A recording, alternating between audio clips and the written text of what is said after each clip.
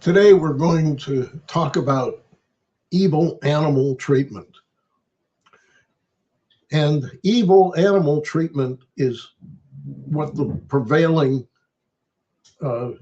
way we look at animals in this world. And it's the way probably 95% of the people in this world live, either intentionally or unintentionally, but I think most of it is intentional. We have to try to think of the way God created Eden. There was no pain or suffering or death. And we were to eat we were to eat plant foods, both for us and the animals. And that's important. And if we go to Revelation, we see that in 21:4, which is showing God's ultimate heavenly will, because it's taking place in a new heaven and a new earth. There's no pain or suffering or death. Now let's move back to this earth and let's look at what is written in Proverbs 10:12. It says, a righteous man or woman has regard for the life of his, and it says beast, but let's put the word animal in there. And the compassion of the wicked is cruel. Now, let's think about what that means. We're looking at, first of all, from the Bible standpoint, there's a political move that was in there. Why? Because it was written by human beings who didn't want to consider the original way God created the animals is exactly the same as the way he created humans. We are all, in the Hebrew term, nefesh hayah, living beings or living souls, as it says in the early King James Version of 2:7. We have to think about that. Why have we changed it? Because most people eat animals. Now, think about what that means. How does a piece of meat or even dairy get to us? There has to be no pain or suffering or death to be in God's heavenly will.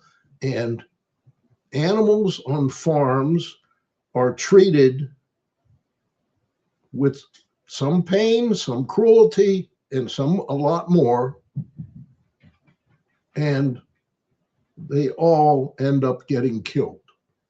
Even dairy cows, they only live an average of 5 years. They should live close to 25 years. So we've cut their life down because when they no longer produce milk, they're considered to be no useful production unit. They even call animals production units instead of living beings. And we have to understand what's happening in this world.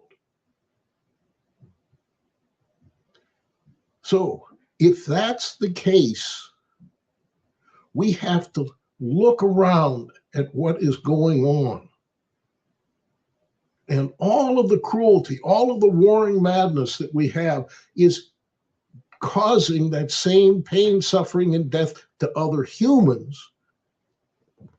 And I think it all stems from the fact that you don't care about animals, so you don't love the Lord with unconditional love and the whole of his creation. You selectively pick something up if you are involved in killing. You pick that up because it's considered acceptable, even though it's evil. See, we create, as human beings, we create laws to match the way we like to live. We don't want people disturbing certain things, like we don't want somebody coming around and shooting other human beings. But if it's an animal,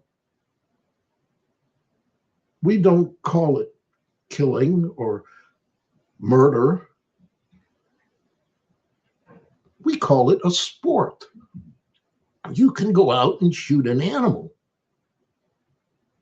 as long as you pay some money to get a license. You see the connection? It's all around money. And people love it so. So that's the problem we have in this earth. We need to step away from all association with evil animal treatment. We need to start loving the animals as our companions, not something we put on our plates. Amen.